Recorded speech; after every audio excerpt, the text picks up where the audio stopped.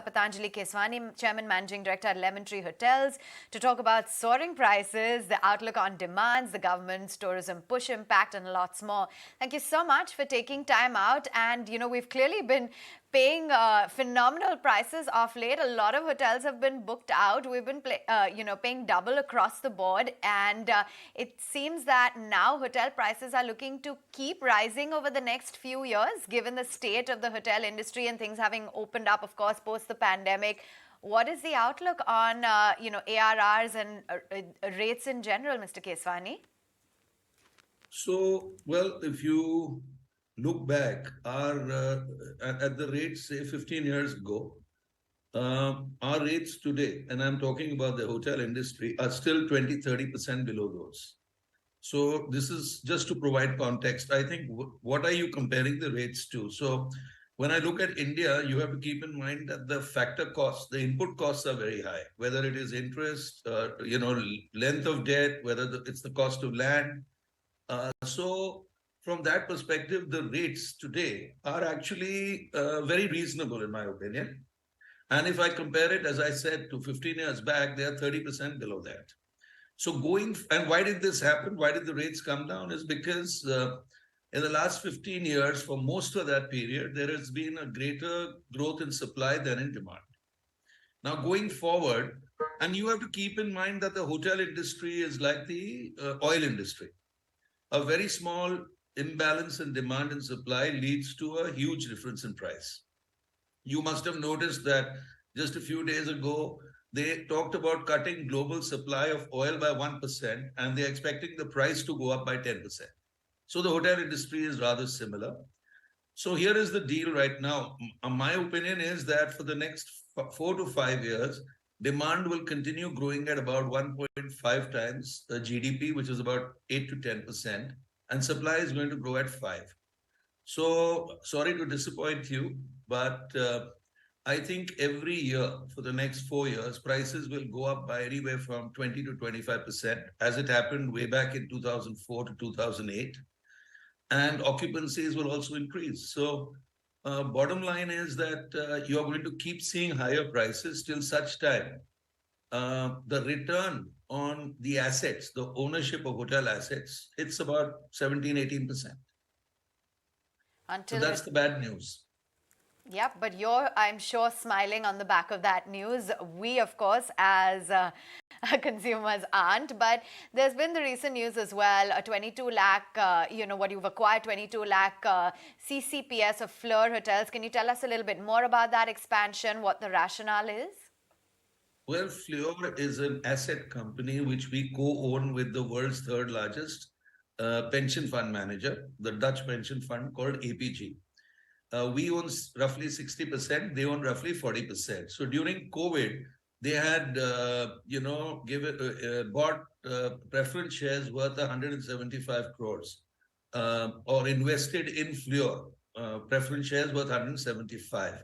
So our thinking is very simple. We had two options. We had to either put in an equivalent amount of money to maintain the shareholding because these are quasi-equity, or we simply buy out 60% of this investment they made so that we equalize our shareholding. And that's what we are doing. We're just buying their CCPS to stick to the original shareholding. Hi, good morning. This is Anisha also joining into the conversation. What's your plan with respect to capacity addition and room addition going forward? Because you recently signed a licensing agreement in Bangalore as well. Plus, there have been a lot of updates with respect to different cities where you're looking to enter. Could you talk to us about what will be, let's say, the number of rooms by the end of FY24? It will be about, I would reckon, about 10,500 rooms. So we will have roughly 6% of Indian supply. That is what we will control. Part of it, well, a majority of this new supply addition will be asset light, which means it will be hotels we manage on behalf of other owners. And of course, we are setting up our own hotel, which is India's largest hotel in Bombay, which we will open in Q3 this year, which is a 670-room hotel near the international airport. So we will add about 2,000 rooms in this year. By the way, I noticed you're talking about supply. I just want to put it in perspective. All the the consulting firms that cover hotel supply are kind of agreed that the rate of growth of supply for the next 4 to 5 years will be about 5%. Unlike the previous 15 years when it was about 10%. So supply growth going forward will be about half to two-thirds of demand growth, which normally is about 10%. And therefore, there will be a supply-demand imbalance in favor of demand in the next 5 years. Okay, fair enough. Looking forward to that new hotel as well. Now, what about corporate travel demand? Has that now reached those pre-COVID levels? How's it stacking up compared to leisure demand, especially in light of the fact that we've seen an increase in inbound travel? We've got the G20 presidency. You had the wedding season as well that looked pretty optimistic. So there is an increase in all segments. But corporate, if I look at it on an absolute basis, yes, it is perhaps back to pre-COVID levels. But I expect it to do much better than that, actually, because the GDP has grown fairly significantly from pre-COVID levels. And that implied improvement in demand, while it has, it has not been directly proportionate because there has been some reduction due to work from home and so on. It will catch up. So I think I've said this publicly earlier too, that I expect that October onwards, corporate demand on a share of total demand basis will catch up to pre-COVID. Retail demand is phenomenal. It is both leisure and business. I find a very interesting phenomenon now that about 50% of our customers are 10 to 12 years younger than the other 50. And these are really people in the gig economy. They are under 30. They are aspirational. So I find this the most exciting part of the change in our customer segment, which is a whole bunch of young people who are now staying with us, who, as I said, are aspirational and ready to spend money in branded hotels. As far as weddings go, yes, there is a big pickup in it, but it has always been so in India. I think the big news will be when foreign travel starts on an equal to pre-COVID basis, in which case demand will shoot through the roof. And I expect that to happen from Q3 this year. Right. I also wanted to understand, as per your 5-year strategy, you plan to achieve and maintain this 50% EBITDA margin over the next 5 years. And maintain the 10% reduction as well in the overhead costs. How is it that you plan to achieve these numbers? See, it's quite simple, actually. What happened during COVID is the whole hotel industry was forced to re-examine their cost structure. And what happened was that, over time for any large company, which has, thousands of rooms, flab builds in the system. So I think this is true for every hotel chain in India. During COVID, they re-examined costs and to a greater or lesser extent, found a lot of flab which they eliminated. Now, the point is good times are coming ahead.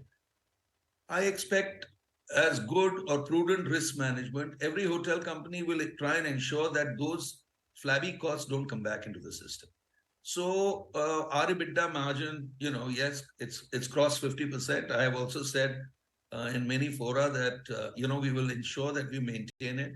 But even the other chains, if you look at them, they've gone up, they've saved, improved their EBITDA margins by 3 to 5%. And I think that's commendable for the whole industry. And I hope that continues, that focus on costs. Number two, if revenues increase, then automatically in this business, since a large element, more than half your costs are fixed, when revenue increases, automatically your EBITDA margins improve. And I expect this, again, as I said, to play out across the entire industry. Property of near the Mumbai International Airport that you talked about, when is it coming on board and what kind of accretion will it do in terms of revenue as well as EBITDA?